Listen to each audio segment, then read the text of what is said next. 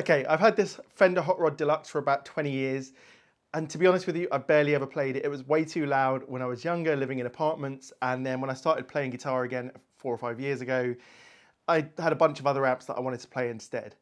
But one question has sort of lingered in my mind in recent times, because I know a lot of people play Hot Rod Deluxes for various reasons. Often they're backline amps when you go to a gig and you haven't taken your own amp. And there's a sort of slightly, I don't know, derogatory thing that people have about Hot Rod Deluxes, and I barely played one enough to even know what I think of them. So what I want to do is see if I can get a Hot Rod Deluxe to sound like another amp that I have. And we're going to start with something that you just wouldn't expect or think it can get anywhere close to, and that's this 2-Rock Joey Landreth Signature. I'm going to take you through what this amp sounds like, and then using any pedals I want, I can get the Hot Rod Deluxe as close as I possibly can. Now I've already filmed some of that, and I'm going to say there's a bit of a surprise as to how it sounds. First of all, let's hear some of the Joey Landreth, and I'll talk a bit more about it.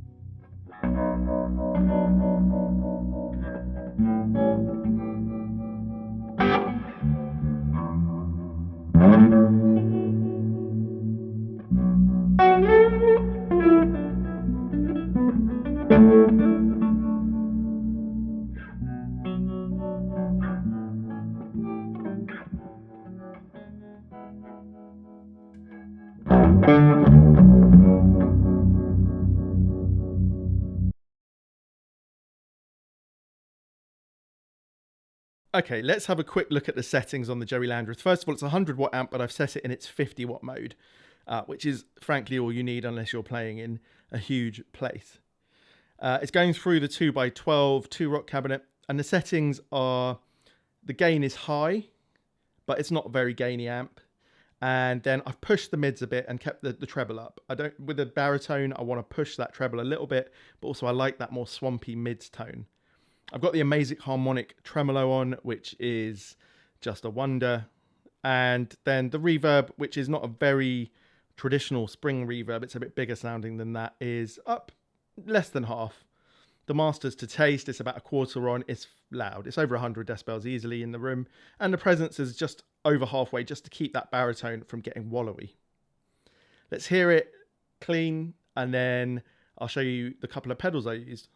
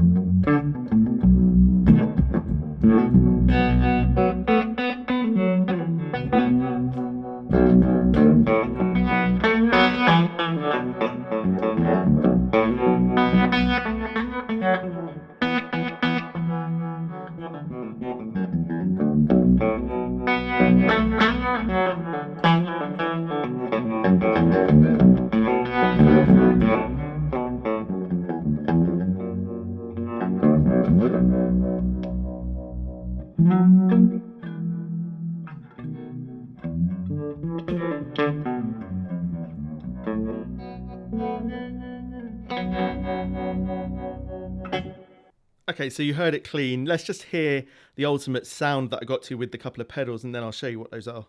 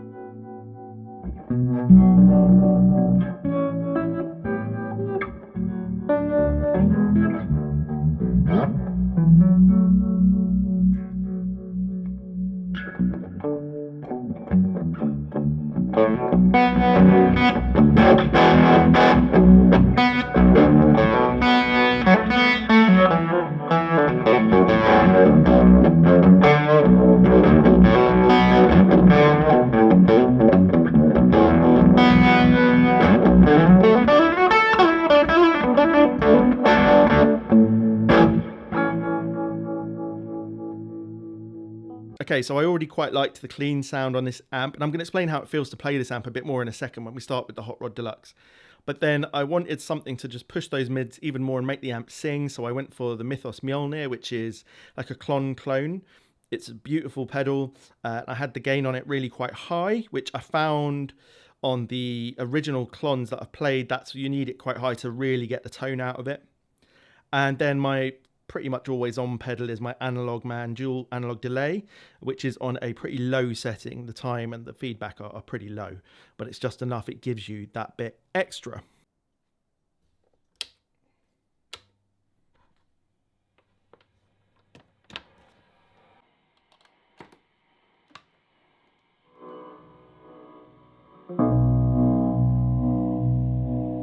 Okay, wait a second. I'm jumping ahead of myself here.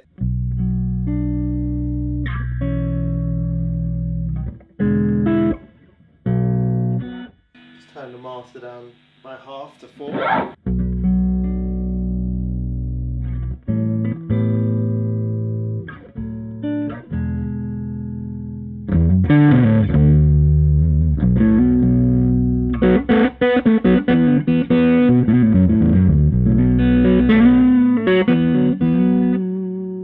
Okay, so I plugged into the Hot Rod Deluxe. This is without any pedals yet.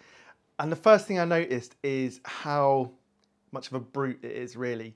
Now, I've had this experience before with the Hot Rod Deluxe, and it's probably why I stopped using it all those years ago, but it's sort of like straight at you. There's a lot of headroom. It's pretty clean. Now, if you haven't used a Hot Rod Deluxe before, I'll take you through just the way it works very quickly in a second. And also, if you don't know, it's a 40 watt amp, 2 6L6s. But straight away, I wanted to turn the master down. If you know how loud Hot Rod Deluxe is, the master started on 4.5, and I put it down to 3.5. Okay, so the Hot Rod Deluxe is a 2-channel amp. There's a sort of clean channel, which has its own volume, but then the master volume is not involved in that at all. And then there's a drive channel, which has a drive control and then a master volume. So that's the channel I'm using in this one, but I'm not using the more drive option, which I just find gets a bit too crazy. You'd be surprised. I mean, the name, you know, the clue is in the name. It is called a Hot Rod Deluxe. These things are pretty wild. I hadn't done it in the clean channel because I'd set the gain on the Joey Landreth amp pretty high, and it does have a sort of swampy thing about the Joey Landreth that I think I needed to use the drive channel. So I'm straight into the drive channel, but not on the more drive. Okay, the first obvious thing is I need to get some harmonic trem on. Okay, clearly if we're gonna copy the Joey Landreth amp and I'm using the harmonic trem, I'm gonna have to get some harmonic trem in the Hot Rod Deluxe. And I only have one pedal for that, so that was not difficult to choose, and that is this one. This is the Harmonious Monk by Jam Pedals, which was in collaboration with That Pedal Show. And obviously, without this, there was no way I was going to be able to get anywhere close to that. So before I even tweaked any settings on the amp, I thought I'd plug this in and see what happens and what it does for the feel of the amp. And just very quickly, playing the Joey Landreth is not, I can't compare it to any other amp really. Even without the harmonic trem on, there's a sort of sponginess to the feel, and it's not as direct of a feeling as, say, a classic reverb, or definitely not the clean channel on the Bloomfield Drive. And the Hot Rod Deluxe is also that very quick and sort of connected feeling where you hit the strings and bash, it's like straight out of the speaker, whereas the Joey Landreth has more of a blooming effect to it. And I wondered what the pedal could do for that. So let's hear it straight away.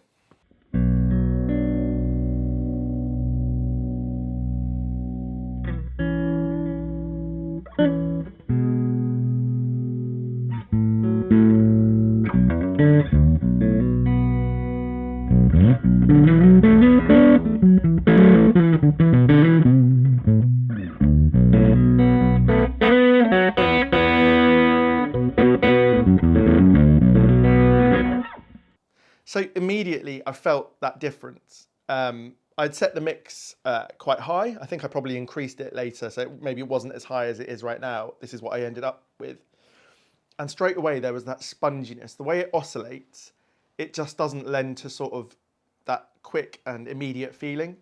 And it also just changed the character of the sound of the amp. It lost a bit of bass and became a bit more MIDI and swampy and everything. And I'm really impressed by this pedal. I've loved it since I first got it. Before I had this amp, it was the only harmonic trem that I had here. and so I used to play around with it quite a lot. I will say it's only become obvious to me since I started editing this that the bass on the Hot Rod never went low enough throughout this. So near the end of the video, I'll just record a bit more with the bass down. I don't think I got close to that. It's recorded more bassy than it sounds in the room. Yeah, so what you're going to hear for the next 5 minutes or so is it's probably not going to be as close to the Joey Landreth as close to the Joey Landreth as I hope to get. That's a tongue twister. But yeah. This does the trick. Turn the mix up. That was on half on the pedal.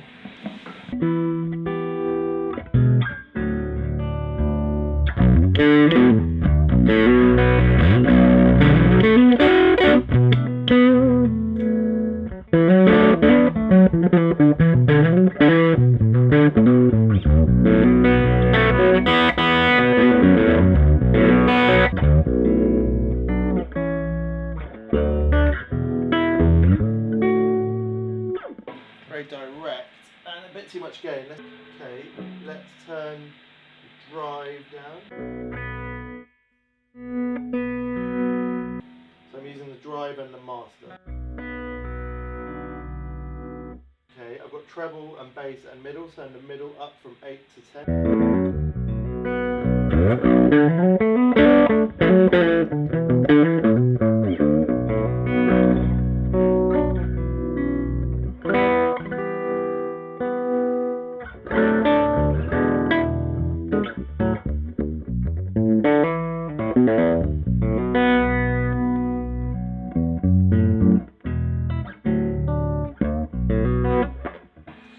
Turn the bass up a bit, it's on 5, I'm going to put it on 6.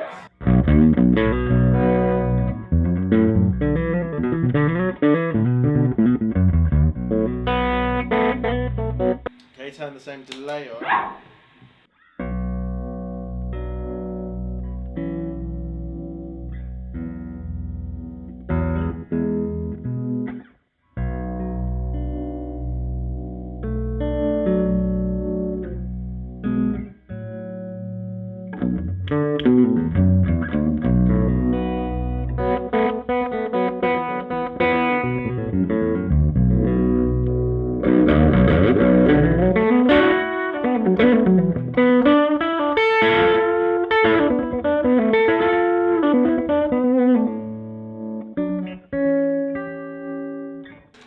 So that was with the harmonic trem, the delay, drive on 2.5, treble on 7, bass on 6, middle on 10, master on 4, reverb on 4.5, presence on 6. Now.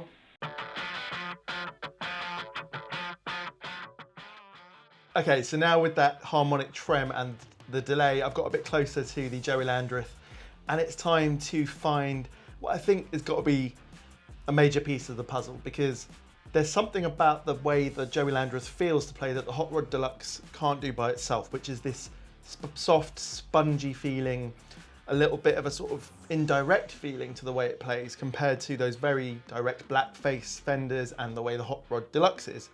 So I was going to come and have a look through my pedals and see what I've got. Let's have a quick look. So my first thought is to try a compressor, because it will give a bit more sustain and sort of limit off some of the dynamics, which mean it will feel a little bit less direct, I suppose. That's one thing I'm thinking.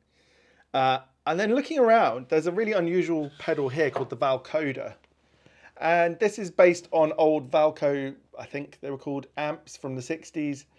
And this has got a trem effect in itself, which I don't always use the trem effect. You can see from the last time I used it. But the preamp in here does have this sort of brown facey, indirect, spongy feeling. So I'm keen to try that one. So I'm going to take the compressor and the Valcoder to try those.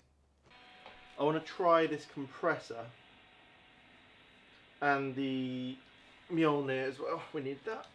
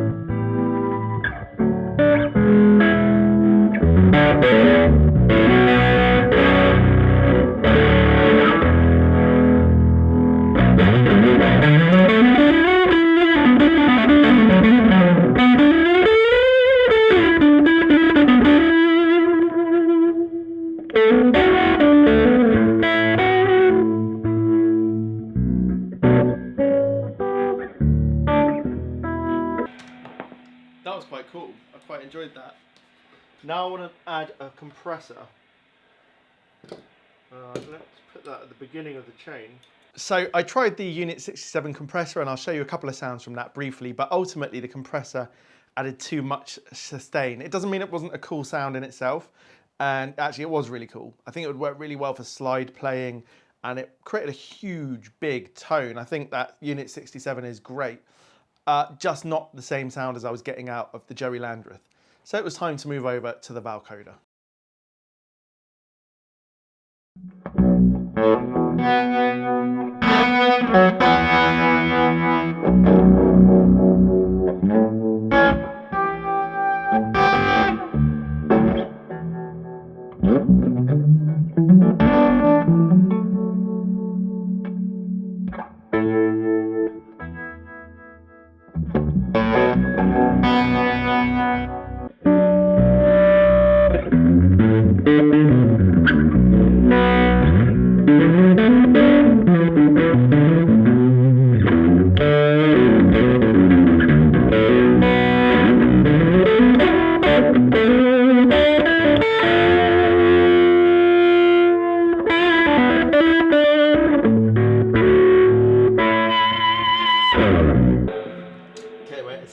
Too much going on here. Okay, so I've changed on the Unit 67. I put the input to low from high, changed the EQ from the bottom to the top one.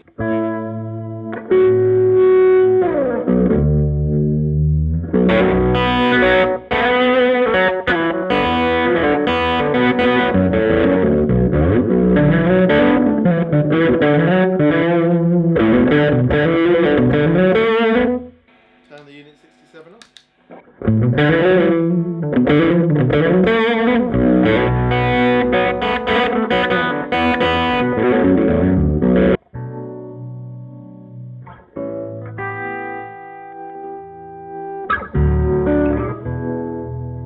We need to soften up the front end. Got a couple of things I want to try.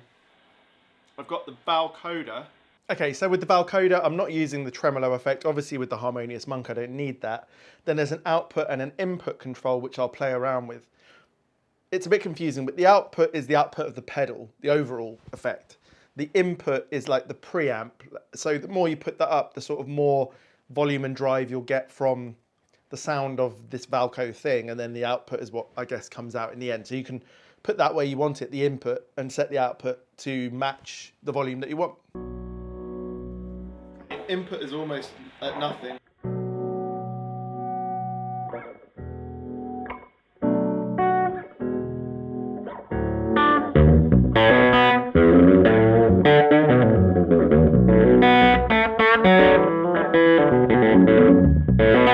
Turn the clone off.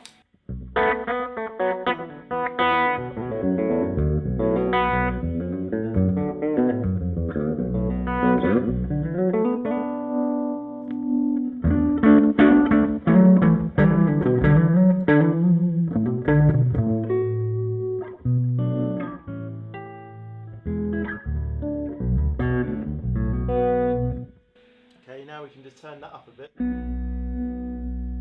And I want to put the depth up a bit and the speed up a tiny bit on the harmonic. Okay, now I'm going to put the gain down on the Mjolnir from 2 o'clock to just off before half, and the output down from over 9 to just around 9.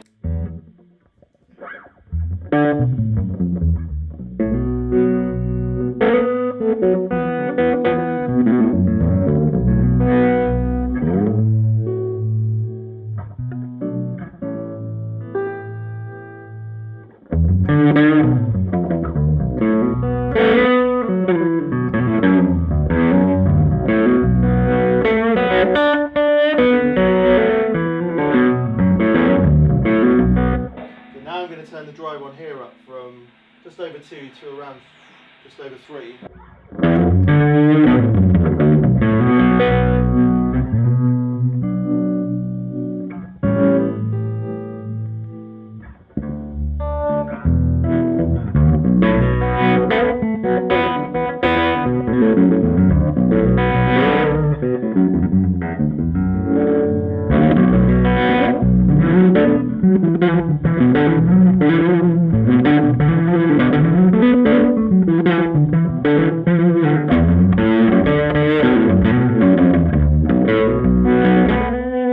Okay, so at this point I was feeling pretty excited, but I guess we've got to finish off this video by really comparing what these two sounds are like. And then to finish off, I think we have to have the Hot Rod Deluxe coming out of the 2x12 2-rock speaker because, well, I want to hear that, and I'm pretty sure you do too.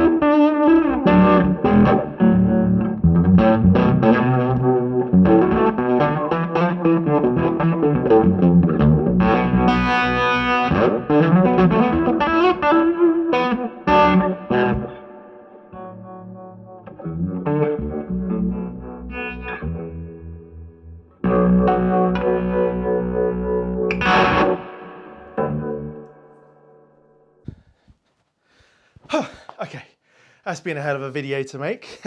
Quite a lot of back and forth there. But did I get the Hot Rod Deluxe? Did I get the Hot Rod Deluxe to sound exactly like the Joey Landreth?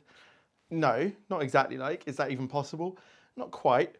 But I hope what I've done there is show you, if you're using a Hot Rod Deluxe or any other amp that can do what the Hot Rod Deluxe does, you know, i.e. not a Joey Landreth, that you can do to give you a quite close sort of tone compared to that.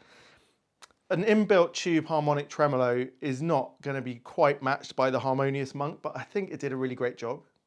And the Valcoder pedal was a really interesting way to soften up the front end and offer a flavour that I think just helped to take it in that direction. More so though, the Valcoder helped to make it feel like playing that amp, which I think is part of it, because when I play with the Joey Landreth amp, I play it not like any other amp I've got. And using the Castedosa Conchers Baritone was a real thing because, you know, Joey Landreth uses a low tuning even though he doesn't play a baritone as such, but I think it was really interesting to use that guitar. And to me, they're a real amazing match, the Joey Landreth and the baritone. I've had that Hot Rod Deluxe for 20 years. I think it cost me £600 or £800 then, I can't remember. I do remember walking it from Denmark Street to Tottenham Court Road Station, getting the tube to Tufnell Park, where I lived back in those days, and doing the 12-minute walk up a hill, Dartmouth Park Hill if you're a Londoner, to where I lived, and it was heavy. I probably had to put it down 3 or 4 times. It's quite a big amp, actually. It's an amp that I think is used so much that people just almost forget about it. And if you're looking at owning an interesting amp and a boutique amp, you're not going to look at the Hot Rod Deluxe. But you know, only 100 or 125 of these Joey Landreth amps exist. So even if you've got a 2-Rock Classic reverb, you can still get that sound with using pedals like this and setting it up like that. So I hope that's what you're going to get out of this series. I think in the next one, I'm going to do actually the JTM 45, and I'll probably do 2 episodes with that. One using it with a Strat like a Jimi Hendrix style and seeing what the Hot Rod Deluxe does, and then one using it with humbuckers, more of an Eric Clapton-y sort of JTM 45 vintage sound. And lastly, like thrown in there, you heard the Hot Rod Deluxe plugged not into its own cabinet, but into the 2x12. And it made a difference, but not a huge one. And I think ultimately the Hot Rod sounded better in its own cabinet. And it didn't sound exactly the same, but in its own right, I thought it sounded really cool. You know, it had this aggressive, impactful sound, plenty of sustain. It was controllable and had some dynamics, not as dynamic as the 2-Rock, but the 2-Rock cost 10 times as much or more than that. So, you know, I think the Hot Rod Deluxe really stood up well there. So I hope you're going to enjoy this series. I'll keep going until I run out of amps and ideas and guitars and things, I think, because I've been planning to do this for a very long time. I just never got round to it. And I really enjoyed making this. And I think the whole point of it is not just can the Hot Rod Deluxe sound like, but how can we build a tone that's distinctly known from an amp or a guitar or both together, like a Strat into a JTM 45 or whatever, and make another amp give us that flavour. So we're not constantly, you know, sort of yearning to buy another amp. We just use the tools we already have. And I'll try not to buy a pedal specially for this series. Like I will just use what I've got. I've got quite a few, I get that. But you know what I mean. Okay, I hope you've enjoyed this one, and as always with my videos, they are reasonably lengthy. I like to go into depth. I try to edit this one down as much as I could whilst giving you a journey of it, but I always put really detailed timestamps, so you know, if you're someone that just doesn't want to sit through some of it, just please use those. But yeah, if you enjoyed it, give the video a thumbs up, and subscribe to the channel if you want to see when the next one comes out. Cheers.